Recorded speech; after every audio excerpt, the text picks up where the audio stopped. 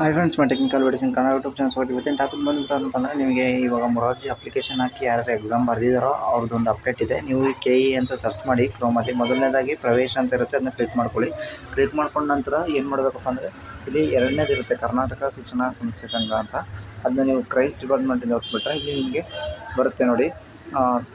ಕ್ರೈಸ್ ಅಥವಾ ವಿಕಲವೇದ ಪರೀಕ್ಷಾವಾರು ನಿಮ್ಮದು OMR sheet ವೀಕ್ಷಿಸಿ ಅಂತ ಇದೆಯಲ್ಲ, ಅದನ್ನ ಕ್ಲಿಕ್ ಮಾಡಿದ ತಕ್ಷಣ ನೀವು ಯಾವುದನ್ನು ಸೆಲೆಕ್ಟ್ ಮಾಡ್ಕೋಬೇಕು. ಅದನ್ನು ನೀವು ಕ್ರೈಸ್ ಅಂತಲೇ ಸೆಲೆಕ್ಟ್ ಮಾಡ್ಕೋ, ಯಾವ ಎಕ್ಸಾಮ್ ಅನ್ನೋದು ಅದನ್ನ ನಿಮ್ದು ಯಾವ ಡಿಸ್ಟ್ರಿಕ್ಕು ಯಾವ ತಾಲೂಕು ಸಬ್ಜೆಕ್ಟ್ ಅದನ್ನು ಸೆಲೆಕ್ಟ್ ಮಾಡ್ಕೊಂಬಿಟ್ರೆ, ಅದೇ ಕ್ರೈಸ್ ಎಕ್ಸಾಮ್ ಅಂತ ಸರ್ಚ್ ಮಾಡ್ಕೊಂಬಿಟ್ರೆ ನಿಮ್ಗೆ ಇಲ್ಲಿ ಯಾವುದರಲ್ಲಿ ನೀವು ಎಕ್ಸಾಮ್ ಬರ್ತಿರೋ ಅದು ನೀವು ವ್ಯೂ ಅಂತ ಓದ್ತಿದ್ರೆ ಈ ರೀತಿ ಒಂದು PDF ಎಂಟರ್ ಆಗುತ್ತೆ. ಆ PDFನ ನೀವು ಏನು ಮಾಡ್ಕೋಬೇಕಪ್ಪ ಅಂದರೆ, ಸ್ಕ್ರಾಲ್ ಮಾಡಿ ನೋಡಿಕೊಂಡು ನಿಮ್ಮದು ಸ್ಟೂಡೆಂಟ್ ಎಷ್ಟು ತೆಗ್ದಿದ್ದಾರೆ ಅನ್ನೋದು ನಿಮಗೆ ಕ್ಲಿಯರಾಗಿ ಗೊತ್ತಾಗುತ್ತೆ. ಎಷ್ಟು ತೆಗ್ದಿದ್ದಾರಲ್ಲ, ಎಷ್ಟು ನಿಮಗೆ ಅವರು OMRನಲ್ಲಿ ಟಿಕ್ ಮಾಡಿದ್ದಾರೆ, ಏನೇನು ಆಗಿದೆ ಅನ್ನೋದನ್ನ ನೋಡ್ಕೊಳ್ಳಿ. ನಂತರ ಇಲ್ಲಿ ಬ್ಯಾಕ್ ಬನ್ನಿ.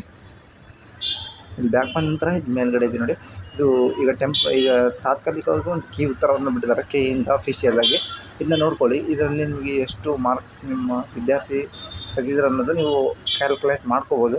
ನಂತರ ನೀವು ಮುಂದೆ ಬರುವ ಅಪ್ಡೇಟ್ಸ್ ಅಂದರೆ ಈಗ ಸೆಲೆಕ್ಷನ್ ಲೀಸ್ಟ್ ಆಗಿರ್ಬೋದು, ಮತ್ತು ಮುಂದಿನ ಬರುವಂಥ ಎಲ್ಲ ಲೀಸ್ಟ್ಗಳಿಗಾಗಿ ನಮ್ಮ ಚಾನಲ್ನ ಸಬ್ಸ್ಕ್ರೈಬ್ ಆಗಿಲ್ಲ ಅಂದರೆ ಈ ಕೂಡಲೇ ಸಬ್ಸ್ಕ್ರೈಬ್ ಆಗಿ friends. Thank you for watching.